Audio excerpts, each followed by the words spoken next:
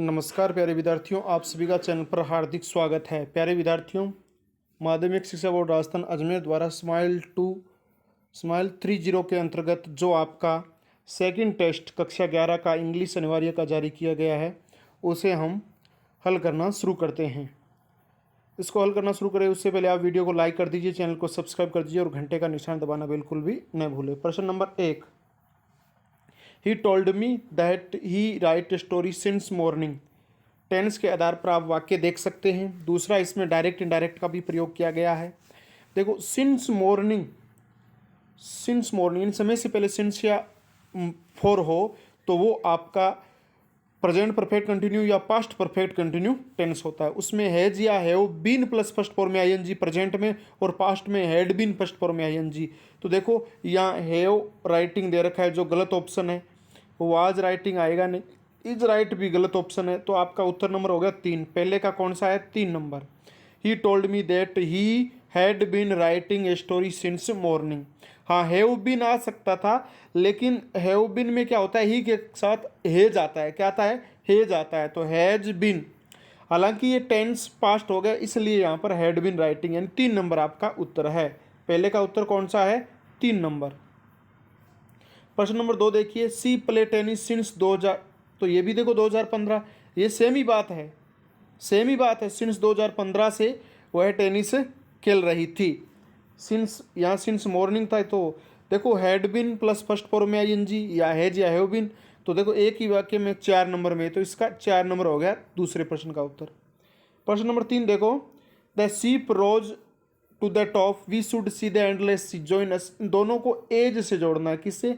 As, ज्यों ही, यानी ज्यों ही जहाज ऊपर की तरफ गई, we should see the endless sea, यानी हमने एंडलेस देखा, यानी अंतविहीन देखा। तो देखो ऊपर की तरफ गई, जो ही, तो एज पहले आ जाएगा। As the sheep rose to be top we should the, तो इसमें किसमें? 2 नंबर में है। तो आपके इस तीसरे का उत्तर कौन सा हो गया? 2 नंबर। प्रश्न नंबर 4 देखो, he said that rain today. उसने कहा कि वर्षा हो सकती है। अब देखो, रेन टूडे, हालांकि ये वाक्य गलत है। या तो इधर सेड नहीं आएगा, और यदि इधर सेड आ गया तो इधर टुडे नहीं आएगा। ठीक है, फिर टुडे दैट डे में बदल जाता है। टुडे किस में बदल जाता है? दैट डे में। कब? डायरेक्ट से इनडायरेक्ट में। तो देखो, अगर टुडे को देखिए तब तो आप में कर रहे हैं, परंतु ध्यान रहे ये पैसिव वॉइस, डायरेक्ट से इनडायरेक्ट का वाक्य है। तो इनडायरेक्ट में क्या होता है? मॉडल में किस में बदल जाता है? माइट में। तो इसका उत्तर 4 नंबर होगा। ठीक है ना, माइट होगा। वाक्य डायरेक्ट से इनडायरेक्ट में बदल गया है, प्रेजेंट से पास्ट में बदल गया है, तो में माइट में बदल गया है।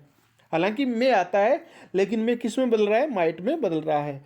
प्रश्न नंबर 5 देखिए, this is the city I was born. यह शहर जहां में पैदा हुआ था। तो जहां के लिए आएगा वह, आपका 3 नंबर उत्तर है। 5वें का कौन सा उत्तर है? वह this is the city where I was born.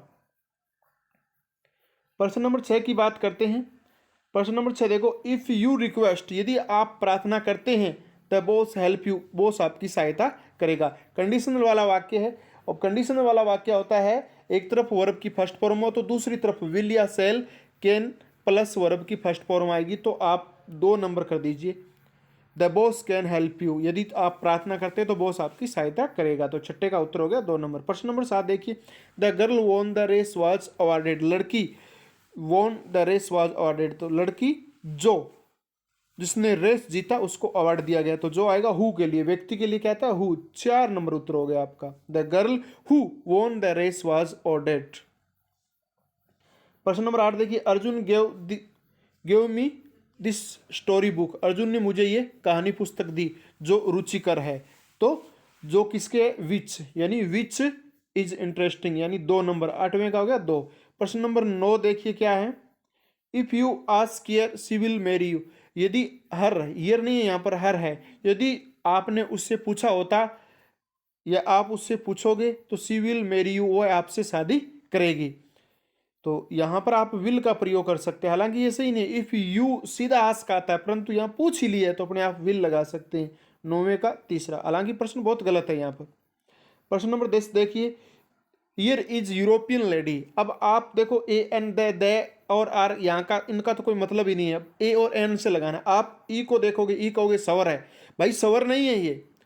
ई सवर है, लेकिन उच्चारण क्या हो रहा है, यूरोपियन। और हमेशा आर्टिकल आता है वो हिंदी के उच्चारण के अनुसार है, तो ये है यानी व्यंजन है, तो यहां पर ए आएगा। आपका पहला उत्तर है। आप गलती से भी एन मत कर देना, ई को आप स्वर मानकर। यहां पर उच्चारण के अनुसार, उच्चारण आपका स्वर है या व्यंजन, यहां पर व्यंजन उच्चारण है, तो ए आएगा 10वें में।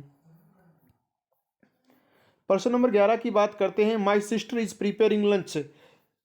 याद रहे, लंच ब्रेकफास्ट इनसे पहले कोई आर्टिकल नहीं आता, नहीं आता तो मतलब जीरो आर्टिकल, यानी 3 नंबर आपका उत्तर हो गया 11 का। प्रश्न number 12, this dress suits her style.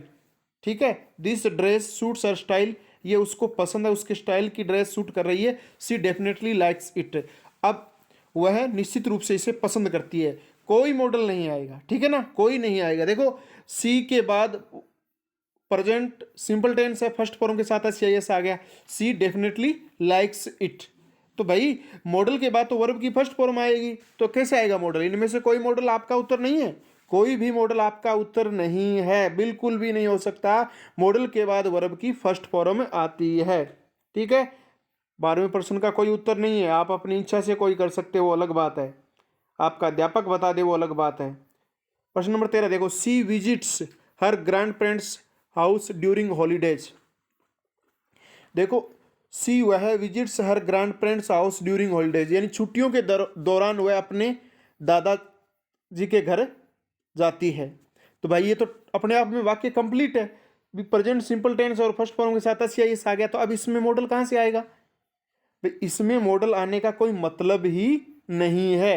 Dare to कोई मतलब नहीं है, ऑट टू कोई मतलब नहीं है, कैन कोई नहीं है, माइट कोई मतलब नहीं। हाँ, अगर विजिट आते तो ये कह सकते हैं कि आप ऑट टू लगा दो, विजिट आ जाए तो कह सकते हैं। अब इसमें तो ऐसा लगा रखा है कि सी विजिट या फिर यूज्ड टू मॉडल आ सकता था, परंतु विजिट के साथ एस आ गया।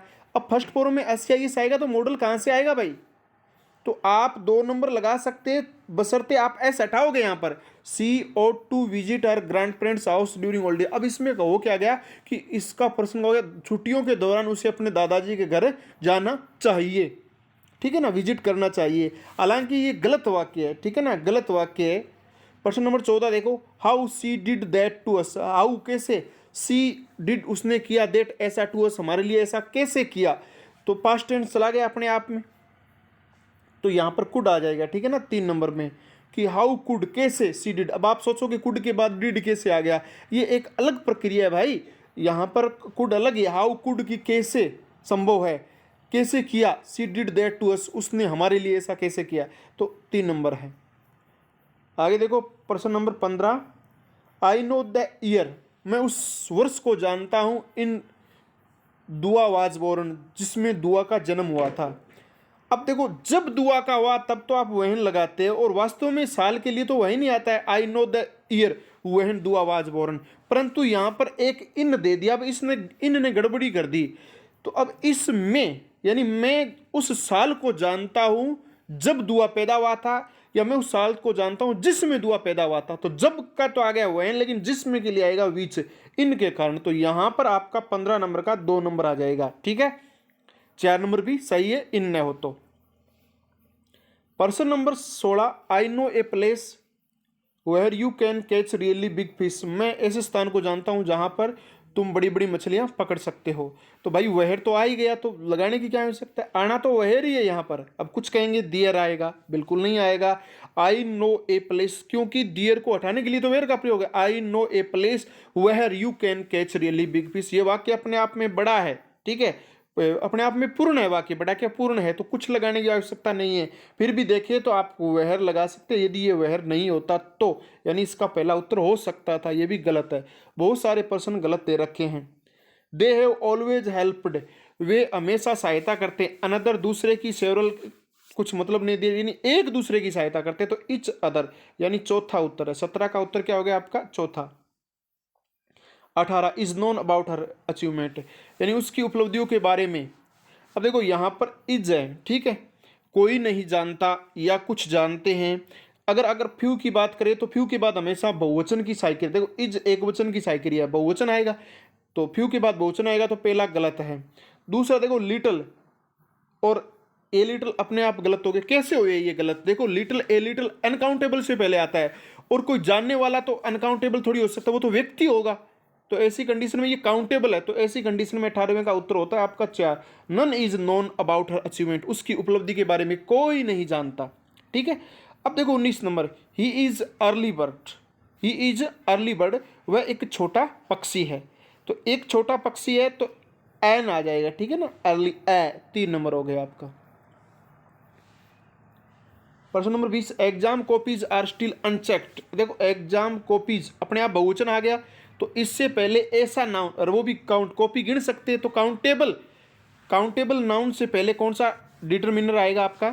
फ्यू, ए फ्यू बिल्कुल आ सकता है, लिटिल ये नहीं आ सकता, मच भी नहीं आ सकता, फ्यू। फ्यू और ए फ्यू दोनों में से कोई आ सकता है। तो अभी भी कुछ कॉपियां चेक नहीं की गई है।